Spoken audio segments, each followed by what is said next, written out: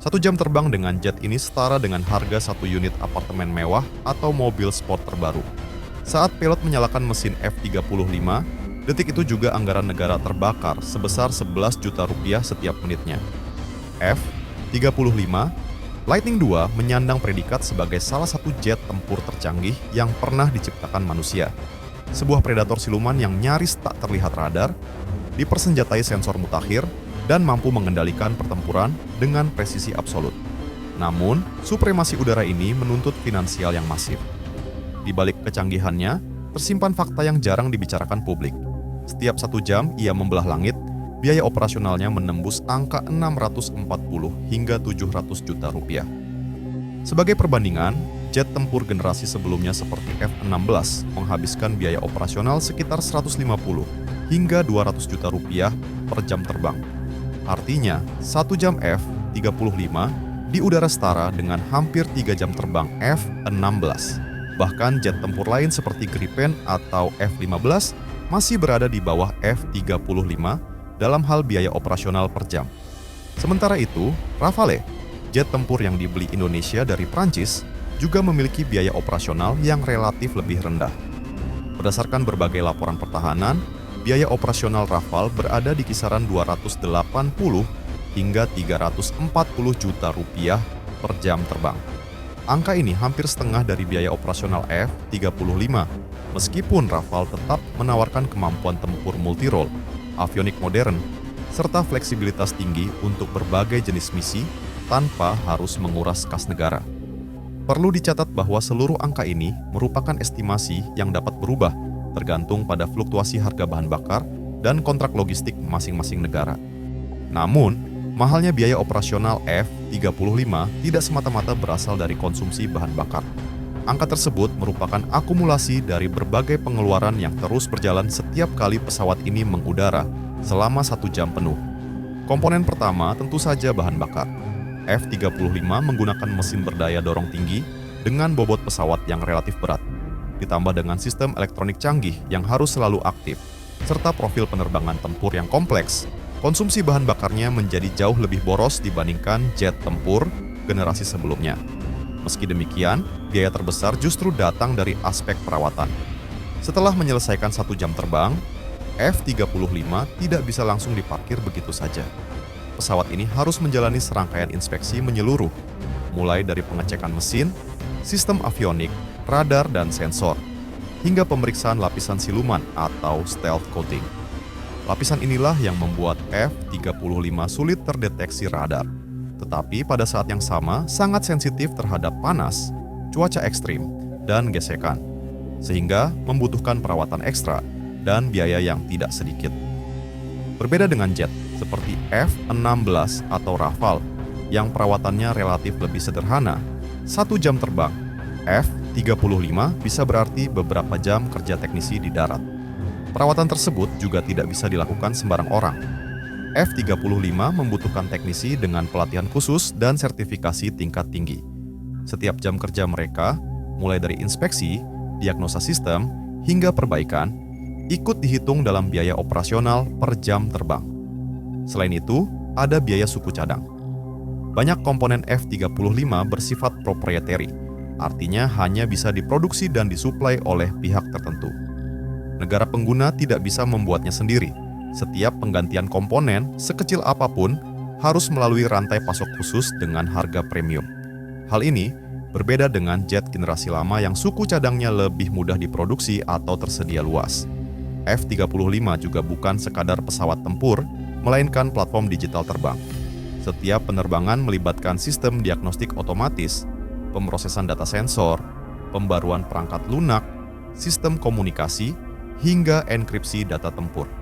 Jika sistem digital ini bermasalah, pesawat bisa dinyatakan tidak layak terbang, meskipun secara fisik tidak rusak.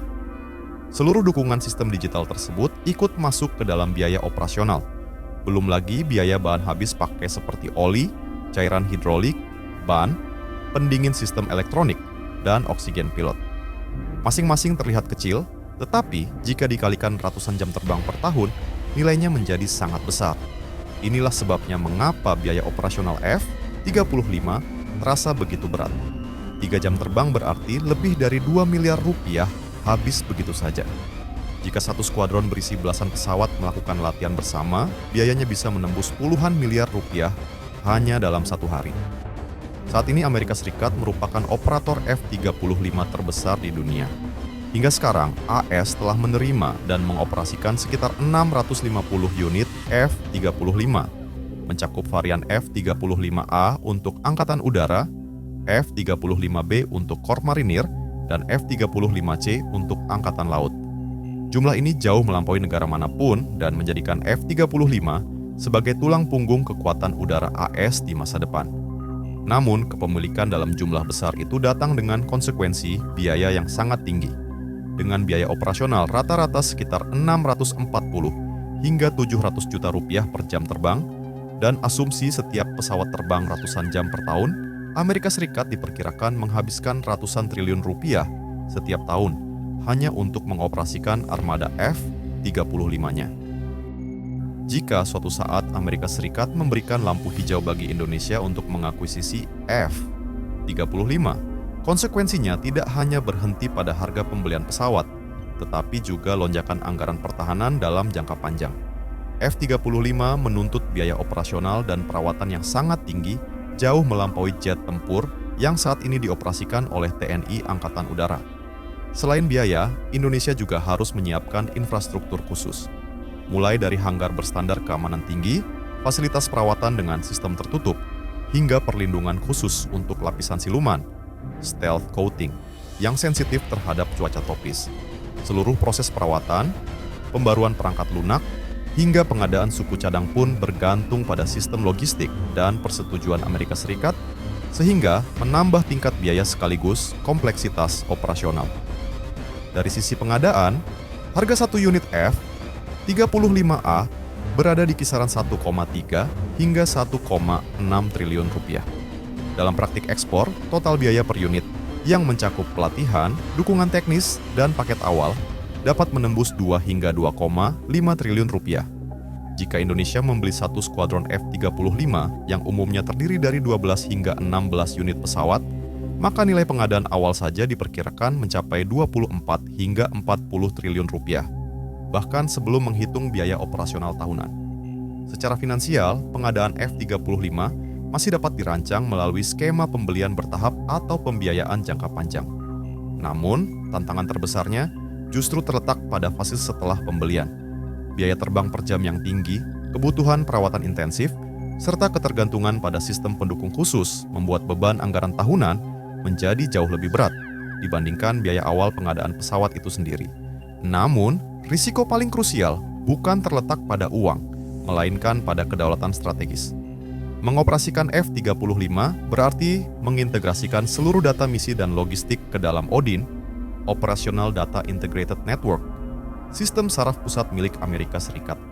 Melalui ODIN, setiap suku cadang, pembaruan perangkat lunak, hingga otorisasi kelaikan terbang dikendalikan secara terpusat dari server di AS.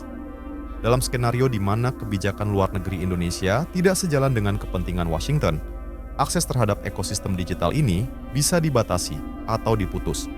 Tanpa koneksi ke ODIN, F-35 akan kehilangan keunggulan sensornya, sulit mendapatkan suku cadang, dan pada akhirnya berisiko menjadi aset lumpuh yang hanya bisa terparkir di hangar, meskipun secara fisik pesawat tersebut dalam kondisi baru. Membeli F-35 tidak hanya membeli pesawat tempur, melainkan menyetujui sebuah kemitraan strategis yang mengikat kedaulatan udara kita pada sistem kendali pihak asing. Oleh karena itu, jika F-35 benar-benar dipinang, anggaran pertahanan Indonesia harus ditingkatkan secara signifikan, bukan hanya sebatas dialihkan dari pos yang ada. Tanpa peningkatan anggaran yang memadai, operasional jet ini berisiko menggerus kebutuhan vital lainnya, mulai dari penguatan radar, pengembangan drone, hingga modernisasi alutsista di matra darat dan laut yang sama, pentingnya untuk menjaga kedaulatan Nusantara secara utuh. Selain aspek anggaran dan sistem, terdapat pula pertimbangan psikologis dan taktis dalam operasi udara. Bagi banyak pilot tempur Indonesia, seperti halnya di negara kepulauan lain, pesawat bermesin ganda seperti Rafale atau F-15 dinilai memberikan tingkat keamanan yang lebih tinggi saat menjalankan patroli jarak jauh di atas laut. Dalam skenario terburuk, jika satu mesin mengalami gangguan di wilayah seperti Laut Natuna, pesawat bermesin ganda masih memiliki peluang untuk kembali ke pangkalan. Sebaliknya, F-35 yang hanya mengandalkan satu mesin menghadapi risiko kehilangan total, di mana gangguan mesin di atas samudera dapat berujung pada hilangnya pesawat bernilai triliunan rupiah. Pada akhirnya, jet tempur tercanggih sekalipun hanya akan menjadi aset jika sejalan dengan kondisi strategis negara penggunanya.